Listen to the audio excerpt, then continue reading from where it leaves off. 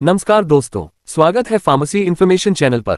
आज हम बात करेंगे कॉरक्स डीएक्स सिरप के बारे में। कॉरक्स डीएक्स एक कॉफ सिरप है जो सूखी खांसी, गले की खराश और एलर्जी में राहत देता है। इसमें दो मेन इंग्रेडिएंट्स होते हैं। 1. डेक्स्ट्रोमेथोफेन खांसी रोकने में मदद करता है। 2. क्लोफेनिरामिन एलर्जी और इरिटेशन कम करता है। इसका इस्तेमाल ड्राई कॉफ, कोल्ड और थ्रोट इरिटेशन में किया जाता है। डोज: बड़े 5 मिलीलीटर दिन में 2 या 3 बार, बच्चे 2.5 मिलीलीटर दिन में 2 या 3 बार, लेकिन हमेशा डॉक्टर की सलाह से ही लें।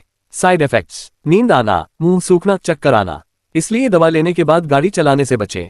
प्रेग्नेंट महिलाएं और छोटे बच्चों को बिना डॉक्टर की सलाह के ना दें।